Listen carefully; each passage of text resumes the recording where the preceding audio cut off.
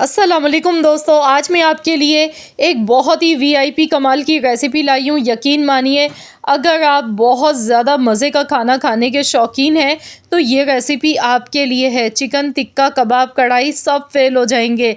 इतनी VIP recipe आप लोगों के साथ आज शेयर करने लगी हूँ रमज़ान स्पेशल के लिए।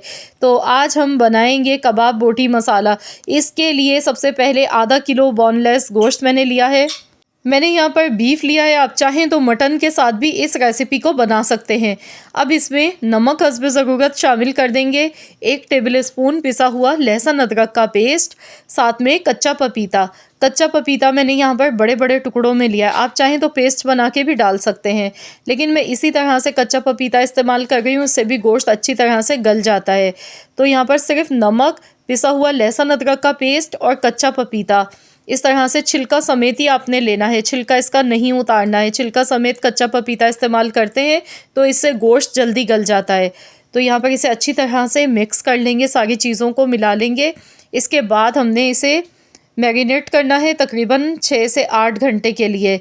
6 से 8 घंटे के लिए हम इसे रख देंगे ताकि गोश्त अच्छी तरह से टेंडर हो जाए। इसके बाद हम इसके बाकी मसाले तैयार करेंगे, तो चलिए इसे कवर कर देते हैं। अब हम इसे साइड पे रख देते हैं। तकरीबन कम से कम 6 घंटे तो आपने लाजमी इसे स्टे देना है, नहीं तो अगर आपके पास ज़्यादा टाइम है तो 8 से 10 घंटे भी आप इसे रख सकते हैं। मैंने यहाँ पर टोटल 8 घंटे के लिए रखा था, तो यहाँ मैं आपको दिखा देती हूँ। ये देखिए 8 घंटे के बाद अब इसमें जो कच्चा पपीता है ये टुकड़े हम इसमें से निकाल लेंगे, ये हटा देंगे, इनका काम ख़त्म हो गया है। अब इसके बाद हमने यहाँ पर एक मसाला इसके लिए तैयार करना है, स्पेशल मसाला इसके लिए बनेगा। तो चलिए मैं आपको दिखा देती हूँ कौन सा वो मसाला है। तो इसके लिए पैन में देखिए मैंने यहाँ पर जो चीज़ें ली हैं आप लोग नोट डाउन कर लीजिए। इसी तरह से आपने ये सारे मसाले लेने हैं।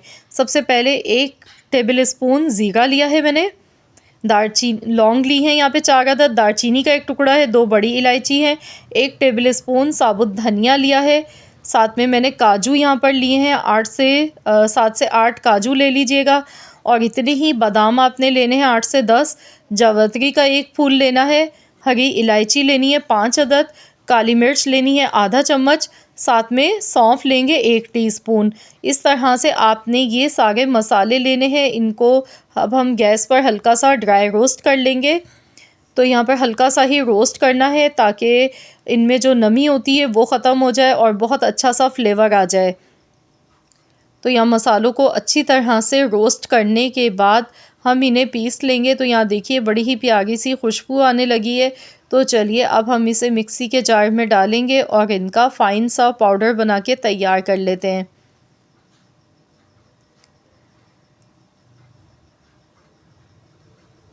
तो यहाँ पर देखिए मैंने ये पीस लिया है मसाला, बहुत ही खुशबूदार सा ये कबाब बोटी का मसाला बनके तैयार हो चुका है। ये देखिए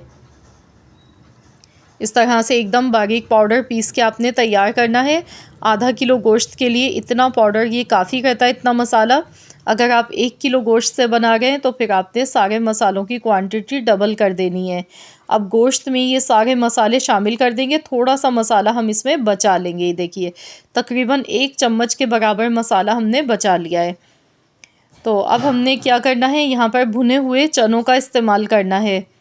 भुने हुए चने इसमें डालेंगे, तकरीबन 3 चम्मच के बराबर भुने हुए चने ले लें। इनको भी हम पीस लेते हैं, इनका पाउडर बना लेते हैं। तो ये चनों का पाउडर जो है ये बाद में इस्तेमाल करेंगे। इसमें 1 चम्मच कबाब बोटी मसाला भी है, तो इससे बहुत अच्छी खुशबू आएगी इसमें।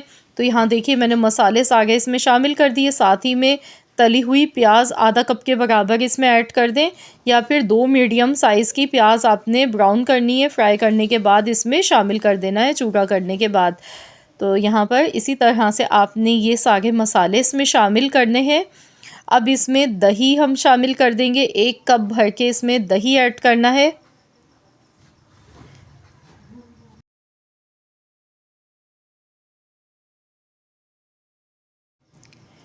लाल मिर्च का पाउडर इसमें जाएगा 1 चम्मच, और बस इन सारी चीज़ों को अच्छी तरह से मिला लेंगे, मिक्स कर लेंगे अच्छी तरह से।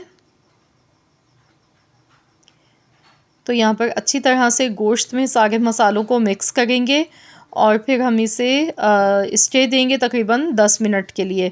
10 मिनट के लिए हम इसे ऐसे ही रखा रहने देंगे। तो यहाँ पर देखिए मसाले मैंने अच्छी तरह से मिक्स कर लिए हैं।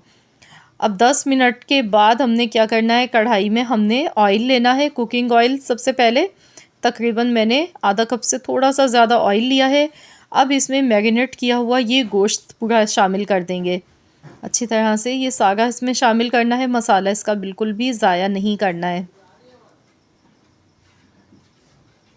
अब जो बॉल में मसाला लगा रह गया है इसमें हम पानी शामिल कर देंगे और पानी इसमें डालेंगे। तकरीबन 2 कप के बराबर मैंने पानी इसमें शामिल कर दिया है। इसे अच्छी तरह से मिला लेंगे, मिक्स करेंगे।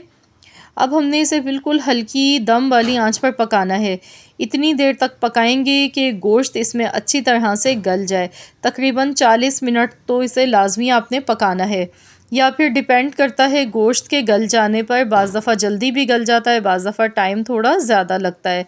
तो गोश्त के गल जाने पर ही डिपेंड करता है।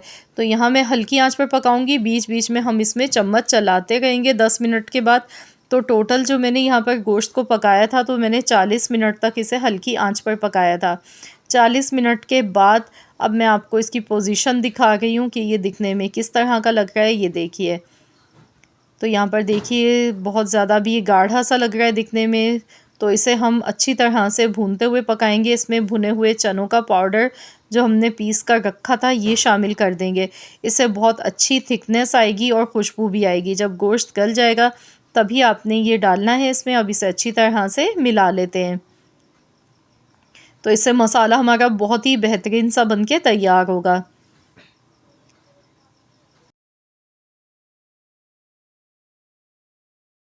अभी हम इसमें मज़ीद एक स्टेप और करेंगे जिसकी वजह से ये बहुत ही लाजवाब बनेगा।